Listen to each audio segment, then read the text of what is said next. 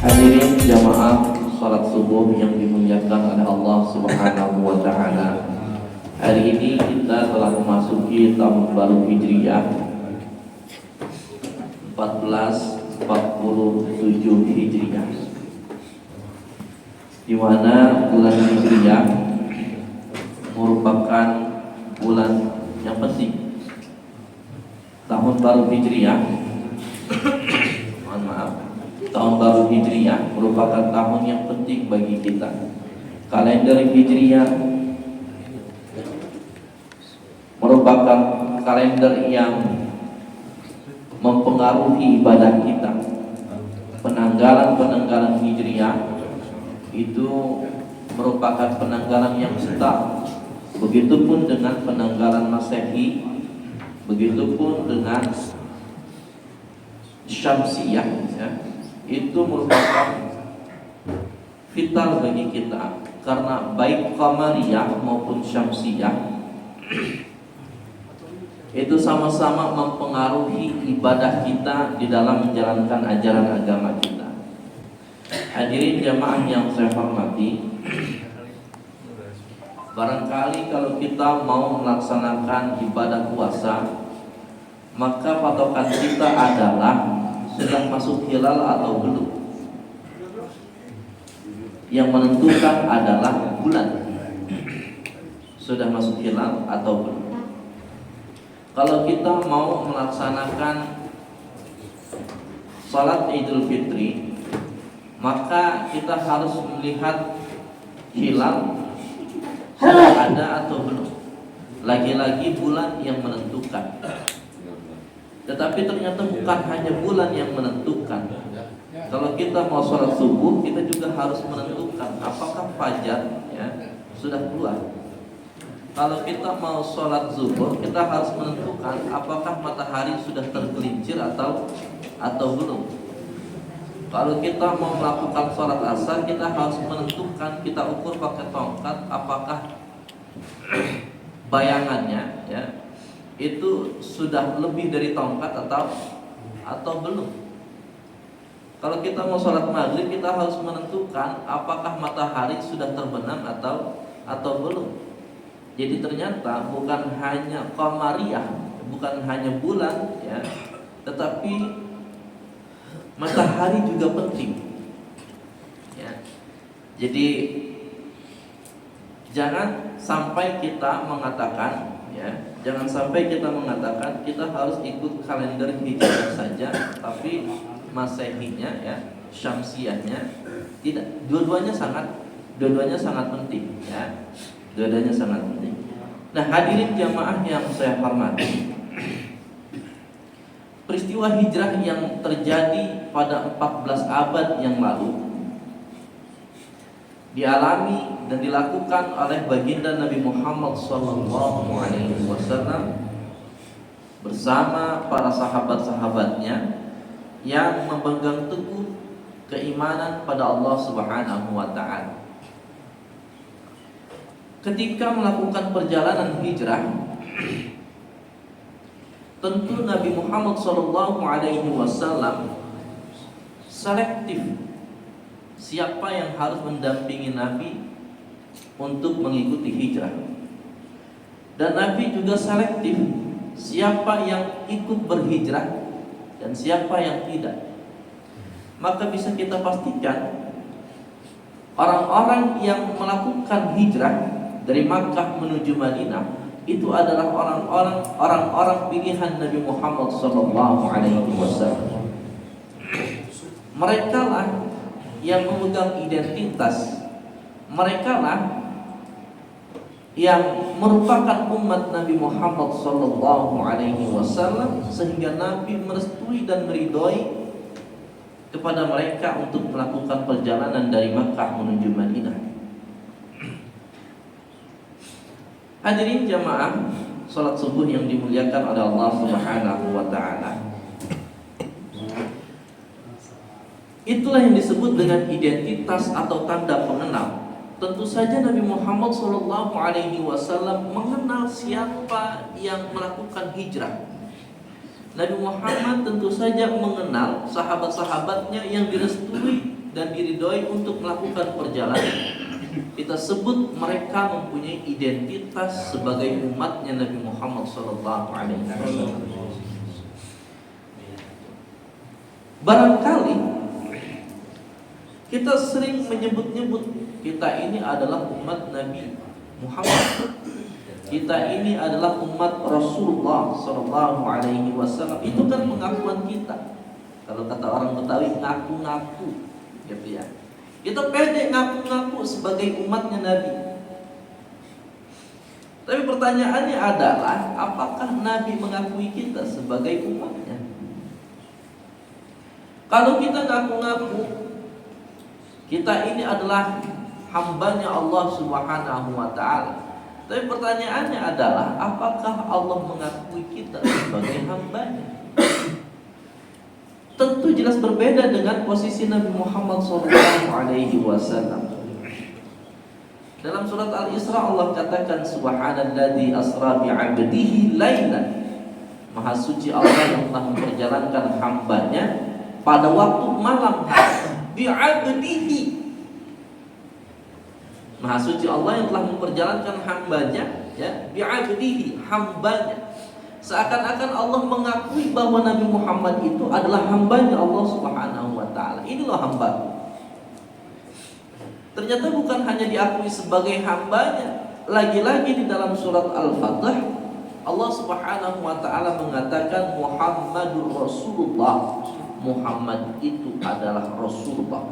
Allah ingin menyampaikan kepada kita bahwa Nabi Muhammad adalah betul utusan Allah Subhanahu wa ta'ala. Nah hadirin jamaah yang saya hormati, ya, di dalam surat Al-Fatih, ya, Muhammadur Rasulullah, Allah katakan Muhammad itu adalah utusan Allah. Walladzina ma'ahu, dan orang-orang yang bersama Muhammad, ya, yang bersama dengan Nabi Muhammad, asyidda'u 'alal kuffar, keras terhadap orang-orang kafir. Ruhama'u bainahum, di antara mereka saling asah-asih dan asuh, saling menyayangi di antara sesama muslim. Tarahum ruk'an sujadan, terlihat mereka sering sujud, sering ruku dan sujud, yakni melakukan ibadah salat.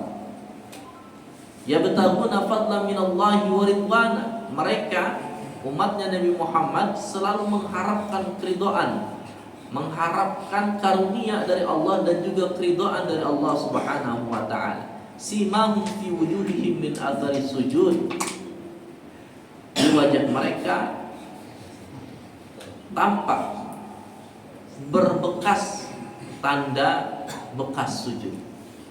Hadirin jamaah yang saya hormati, yang pertama adalah walladzina ma'ahu asyidda'u 'alal kuffar. Kita bicara identitas kita sebagai umat Nabi Muhammad SAW. Kalau kita mau diakui sebagai umatnya Nabi ini identitas yang pertama. Allah katakan walladzina ma'ahu asyidda'u 'alal kuffar. Orang-orang yang bersama Nabi Muhammad yang pertama asyidda'u 'alal kuffar, keras terhadap orang-orang kafir. Apakah keras di sini dimaknai sebagai permusuhan? Tentu saja tidak. Asyidda'u 'alal kuffar, asyidda'u 'alal kuffar, keras terhadap orang-orang kafir di sini tidak bisa kita artikan, ya, kita dengan orang-orang non-muslim harus gelut, ngajak berantem, ya, ngajak pukul-pukulan, tidak. Ya. Bukan itu. Tetapi asyidda'u 'alal kuffar, keras terhadap orang-orang kafir, dimaknai dengan mempunyai prinsip yang jelas di dalam beragama. Kenapa demikian? Hadirin yang berbahagia, ya, karena akhir-akhir ini kita melihat banyak orang yang mencoba mengaburkan batas-batas nilai kebenaran dalam agama. Ada banyak orang, ya, yang mencoba mengaburkan nilai kebenaran dalam agama. Contoh, Ada seorang influencer mengatakan jangan terlalu fanatik terhadap agama, toh semua agama itu benar. Kalau dilihat susunan kalimat ini terlihat indah. Dia ingin menampakkan toleransi dengan agama lain, ya. Tetapi kalau kita lihat secara keseluruhan, sungguh kalimat ini mengandung racun yang merusak akidah. Kalimat jangan terlalu fanatik terhadap agama, toh semua agama itu benar, ini sesungguhnya masih koma. Jangan terlalu fanatik terhadap ajaran agama, ya. Toh semua agama itu benar, ini masih koma. Kalau ini dikasih tanda titik, kita tidak bisa terima. Tapi kalau misalkan semua agama itu benar, koma, bagi masing-masing makhluknya titik, kita bisa terima itu. Tapi kalau dikatakan semua agama itu benar, titik, tentu kita tidak bisa terima. Kenapa? Allah katakan inna dina indallahil Islam. Agama yang diridhoi, direstui dan paling benar di sisi Allah Subhanahu wa taala adalah agama Islam. Oh, kalau gitu fanatik dong. Ya, betul. Betul, yang demikian itu adalah fanatik. Tetapi fanatik terhadap agama, ya, itu akan melahirkan konsistensi kita dalam menjalankan ajaran-ajaran agama. Fanatik berbeda dengan ekstremisme. Kita tidak ekstrim.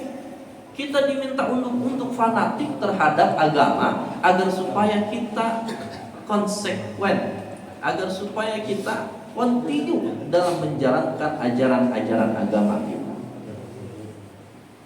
Jadi memang seperti itu. Ya. Jadi memang seperti itu. Berbeda dengan fanatik terhadap suku, itu tidak dibenarkan. Saya tidak mau sholat kalau imamnya orang Sunda, misalkan, ya.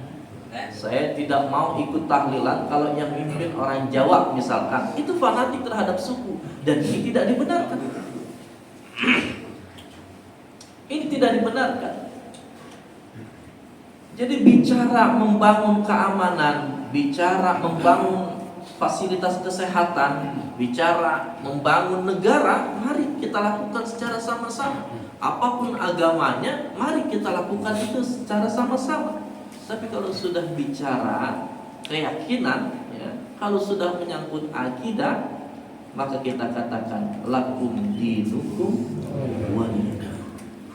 Bagimu agamamu dan bagiku agamaku. Lana a'maluna walakum a'malukum. Ibadah kami ya ibadah kalian, ya. Ibadah kalian ibadah kalian. Tidak bisa kita campur adukan. Hadirin yang berbahagia, jamaah subuh yang dimuliakan oleh Allah Subhanahu wa taala, identitas yang pertama yang harus kita pegang teguh.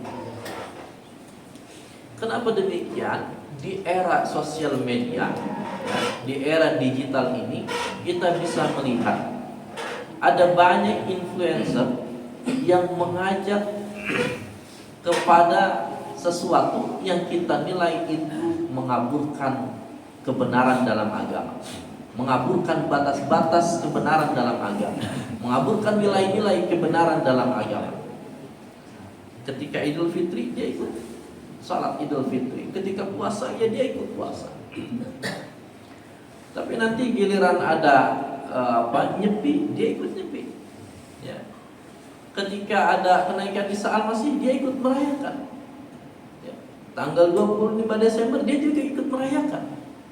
Lalu dia katakan semua agama itu sama. Semua agama mengajarkan pada kebenaran. Semua agama mengajarkan pada cinta dan kasih sayang. Kalimatnya terlihat indah, tapi sungguh ini adalah racun yang merusak akidah kita. Oleh karena itu, hadirin yang berbahagia, ini identitas yang pertama. Kalau kita mau diakui sebagai umatnya Nabi Muhammad SAW, pegang prinsip kebenaran dalam agama, ya. Pegang prinsip kebenaran dalam agama, ya. Pegang nilai-nilai kebenaran dalam agama. Jangan dikaburkan itu, ya. Jangan diselewengkan itu menjadi menjadi seakan-akan semua agama itu sama. Wal'iyadzubillah, tsumma na'udzubillah. Hadirin jamaah yang saya hormati, itu identitas yang pertama. Identitas yang kedua adalah ruhama'u bainahum, bahwa umatnya Nabi Muhammad sallallahu alaihi wasallam itu saling menyayangi di antara mereka, saling asah, asih dan asuh. Hadirin yang berbahagia, 14 abad yang lalu Nabi Muhammad sallallahu alaihi wasallam melakukan perjalanan hijrah dari Makkah ke Madinah. Sahabat-sahabat sudah terlebih dahulu melakukan perjalanan itu menunggu Nabi di kota Madinah. Kok mau mereka melakukan perjalanan melewati lautan pasir 14.000 km? Kok mau mereka melakukan perjalanan kalau siang hari panasnya membakar kulit, kalau malam hari dinginnya menusuk tulang? Apa yang mereka cari? Apa yang mereka perjuangkan? Jawabannya hanya satu: keimanan pada Allah dan Nabi Muhammad SAW. Ketika sampai di kota Madinah,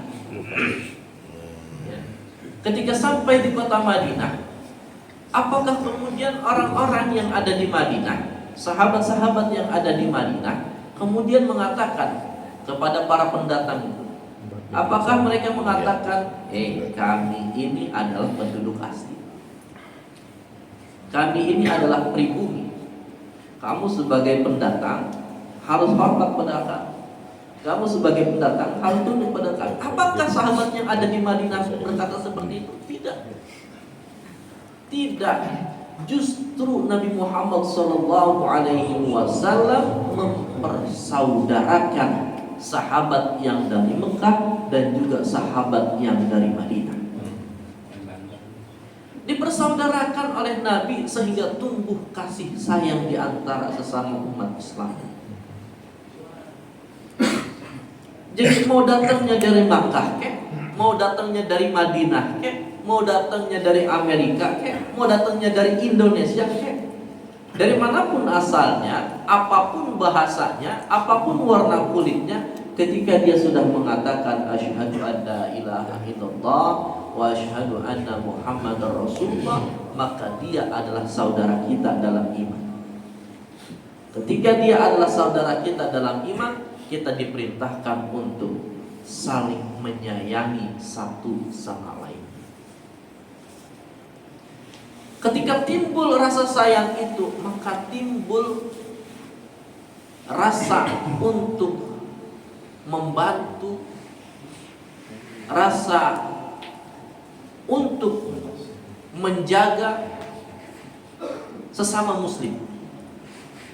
Maka dari situ akhirnya timbul persatuan di antara umat Islam. Hadirin jamaah salat subuh yang dimuliakan oleh Allah Subhanahu wa taala. Persatuan inilah yang kemudian dilihat oleh musuh-musuh Islam sebagai ancaman bagi mereka. Sekarang kalau kita lihat dunia Islam bercerai-berai, Iran dengan mazhabnya sendiri, Saudi dengan mazhabnya sendiri, Mesir dengan manhajnya sendiri, kita di Indonesia ketumpuan semuanya. Ada yang dari Iran, ada yang dari Saudi, ada yang dari Mesir. Hadirin jamaah yang saya hormati, ada beberapa pihak yang mencoba untuk menghancurkan Islam dari dalam, karena mereka tidak suka Islam bersatu. Kalau misalkan mereka ngajak gelut, ngajak berantem, mereka pasti kalah.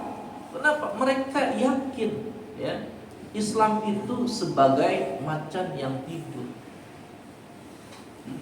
Masih tidur belum dibangunin, masih tidur. Sebodoh-bodohnya orang Islam, hadirin yang berbahagia, maka dia akan mengatakan, wahai bung, hei saudara, saya memang gak puasa, saya memang gak ngaji, saya memang barangkali sholatnya masih bolong-bolong, tapi kalau lu hina agama gua, bahasa kita ya. Tapi kalau lu hina agama gua bunuh. Sebodoh-bodohnya orang Islam yang masih punya iman, kita meyakini dia akan membela agamanya ketika agamanya direndahkan. Maka mereka nggak berani memusuhi Islam secara terang-terangan. Diutuslah orang-orang kepercayaan mereka mempelajari Al-Quran, ya. Mempelajari Al-Quran, mempelajari agama Islam. Dia masuk agama Islam, ya. Bahkan dia ikut puasa, dia ikut ngaji, dia ikut haji. Maka kemudian dia munculkan aliran-aliran baru, ya. Seperti misalnya ada Islam Inkarus Sunnah. Pernah dengar? Islam Inkarus Sunnah. Dia ngakunya Islam, tapi dia nggak menerima hadis dari Nabi Muhammad SAW. Yang diterima cuma Quran doang, hadisnya nggak mau diterima. Kalau misalkan cara ini gagal, dia gunakan cara-cara yang lama. Apa itu?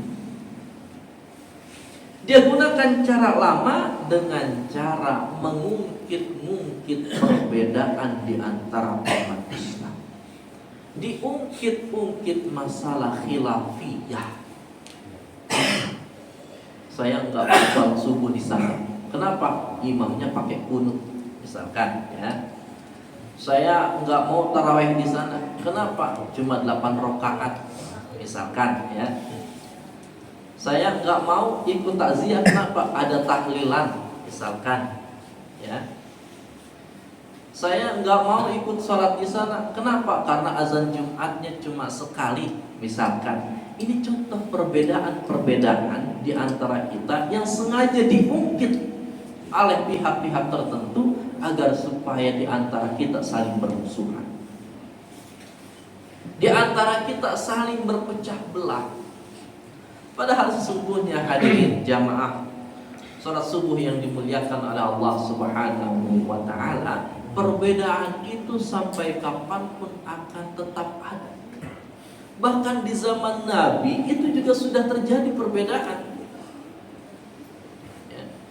Di zaman Nabi sudah terjadi perbedaan. Ada 2 orang sahabat yang diutus oleh Nabi ke suatu desa, ya. Instruksi Nabi, kamu jangan sholat asar di sana, ya, kalau belum sampai. Ini 2 orang sahabat itu beda-beda pendapat. Satu orang yang pertama, ya, dia karena berpikir ini udah mau maghrib, belum sholat asar, tapi belum sampai ke tempat itu, maka dia sholat asar duluan.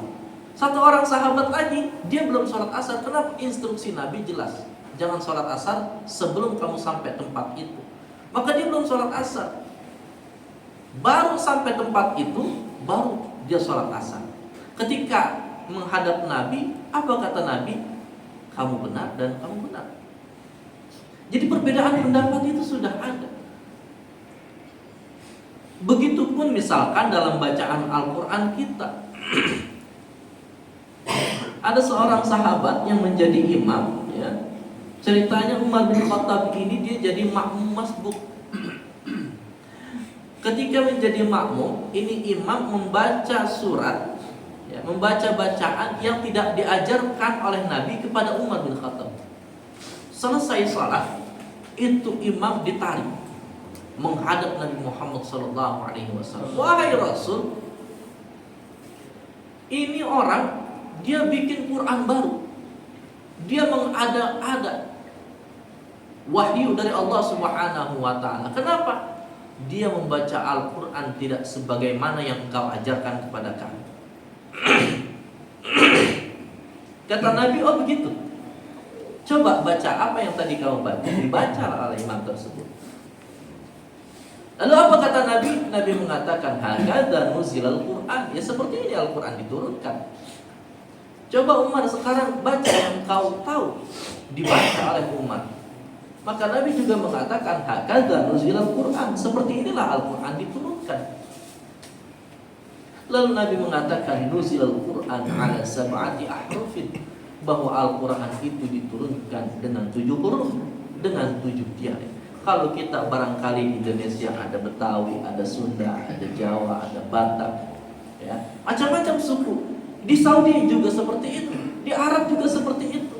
Ada banyak suku yang kemungkinan ya ada perbedaan lahjah di antara mereka. Apa yang ingin saya sampaikan bahwa di zaman Nabi juga sudah terjadi perbedaan. Jadi sampai kapanpun ya perbedaan itu akan tetap ada. Tinggal bagaimana kita menyikapi perbedaan itu. Jangan mau kita dipecah belah hanya gara-gara saudara kita tahlilan ya. Kita yang enggak tahlilan enggak mau ya salaman ya, enggak mau silaturahim. Hanya karena saudara-saudara kita ya, saudara-saudara kita pakai kunut ya. Saudara-saudara kita pakai kunut, yang lain enggak mau silaturahim. Ini kan berpecah belah akhirnya. Allahu yarham. Almarhum Kiai Haji Zainuddin MZ pernah mengatakan, daripada kita mempermasalahkan perbedaan, lebih baik kita mencari persamaan yang ada.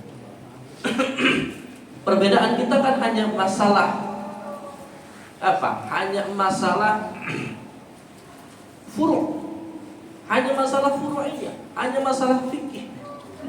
Kita enggak berbeda dalam usul. Ya sholat kita sama, haji kita tempatnya masih sama, ya Tuhan kita sama, Rasulnya sama. Kenapa berantem sih? Kita yang berantem, ya musuh-musuh Islam di luar pada tepuk tangan. Kita berantem urusin perbedaan, ya pakai sayyidina atau enggak, ya pakai kunut atau enggak, ya tahlil atau enggak, ziarah kubur atau enggak. Ya, lebih baik kita beramal dengan apa yang kita yakini. Silahkan ziarah kubur. Yang nggak mau ziarah kubur nggak apa-apa. Jangan saling menghina. Yang kelewatan itu kalau sudah sampai tahap mengkafirkan. Wa'iyyazubillah tsumma na'udzubillah. Nah hadirin yang berbahagia, jamaah yang saya hormati, identitas yang kedua ini perlu kita pegang teguh. Sesama umat Islam harus saling menyayangi, saling asih dan asih. Yang ketiga hadirin yang berbahagia, tarahum ruk'an sujadan, bahwa umat Nabi Muhammad sallallahu alaihi wasallam ruk'an sujadan, yakni ruku dan sujud, melakukan ibadah salat. Satu riwayat mengatakan bahwa awwalu ma yuhasabu bil 'abdu yaumil qiyamah as-shalah. Ibadah yang paling pertama dihisab di hari kiamat nanti adalah sholat. Jadi identitas yang ketiga, kalau kita mau diakui sebagai umatnya Nabi Muhammad SAW adalah ngerjain sholat. Hadirin jamaah yang saya hormati, ibadah sholat itu sakral dan sangat penting di dalam agama kita. Dalam keadaan apapun kita diminta untuk melakukan sholat. Kalau kita dalam keadaan mukim, ya kita diminta untuk melakukan sholat. Aduh saya melakukan perjalanan Ustaz. Ya sudah, kalau gitu melakukan sholatnya ya kita bisa ibadah dengan safar. Sholat di atas kendaraan bisa, ya. Sholat misalkan dengan jamak takdim, jamak takhir bisa. Kalau misalkan kita pengen cepet-cepet bisa dengan qasar, ya. Jadi mukim wajib sholat, ya, yang safar juga wajib sholat. Itu dalam keadaan sehat. Aduh Ustaz saya sakit, apakah boleh meninggalkan sholat? Nggak boleh. Kalau berdiri nggak bisa, kita masih diperintahkan untuk duduk aja nggak apa-apa. Saya nggak bisa Ustaz duduk, kalau gitu rebahan aja, tiduran. Ya, kalau tiduran juga nggak bisa, pakai bahasa isyarat. Kalau pakai bahasa isyarat juga nggak bisa, berarti kita sudah mati.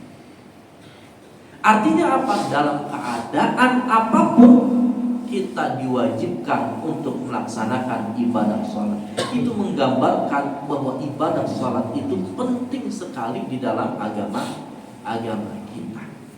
Ya. Ibadah sholat itu kembalinya untuk kita, bukan untuk Allah. Mau satu RT, mau satu RW, satu negara, atau satu dunia pun enggak sholat, Allah nggak akan pensiun jadi Tuhan. Nggak ada dampaknya pada Allah, dampaknya untuk kita sendiri.